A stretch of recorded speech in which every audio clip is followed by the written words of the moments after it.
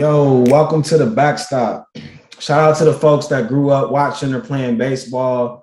I know y'all probably thinking about that wooden frame behind the catcher, right? You know, the wall that keeps the ball in play, the official line between the ball game and the outside world. And if you're not a big fan of baseball, you might think the backstop is something that would keep the house together, plug the running water, and even stem the floods. See, over here, we welcome both interpretations of the backstop, but it goes pretty far. It goes further, a symbolic structure, that one special thing keeping us all together, the human spirit and its perseverance. These days, it's super easy to feel alone and it's hard to feel like we have any power, but both of us are living consequences and testaments to the abuse of power that comes from the top. The backstop is keeping the ball in play, keeping the game going, no matter what our team faces in the batter's box. I'm Bruce Maxwell.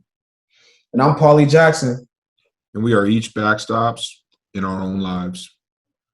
I had achieved a lifelong dream of mine. I was a catcher in Major League Baseball. It took a lot of hard work to get there, but by 2017, I realized I had to be the backstop in my own respective field. I felt compelled to stand for purpose and fight the rampant inequality that's seen all across our communities. Police keep killing unarmed people with impunity. Black lives are perpetually under pressure. And that's why I knelt for the national anthem when I was playing for the Oakland Athletics. And that's why I'm battling back to this day to make it back to the big leagues and continue advocating for the people. I faced a lot of hate and backlash for my decision, but I don't represent just myself when I'm on that field. I represent my people, my community, and those in the field fighting for liberation. I love baseball with a lifelong passion, and I want to use our game to take action and platform the voiceless. See, I was a little different. I faced a sudden nightmare a couple years ago when my brother Jacob Blake, he was shot 7 times in the back by Kenosha police. Well, he's many things. He's an entrepreneur, creative designer, and a loving father above all. But now he's a contemporary civil rights hero, a real pillar in the game.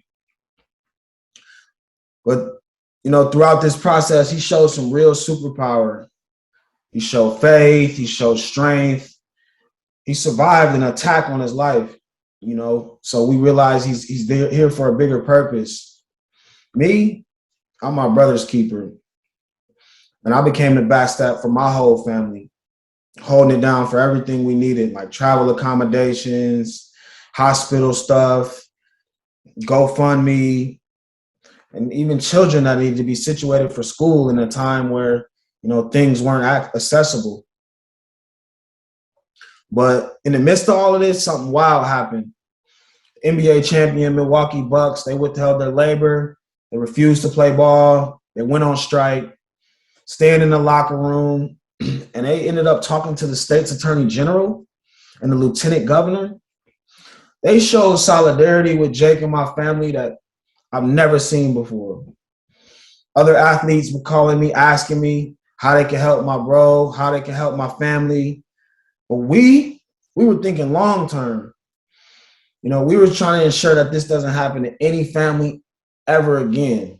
Jake and I, we started, an organization called Edifye that connects athletes like, Bruce himself, the champion Milwaukee Bucks, to the local grassroots efforts in their cities. We're going to build power around cultural capital. We're going to organize these communities. So naturally, Pauly and I decided to link up and do a podcast. This isn't going to be like anything else in your listening rotation. We're talking real, raw, and uncut with the folks that live in the fight for equality and reparations.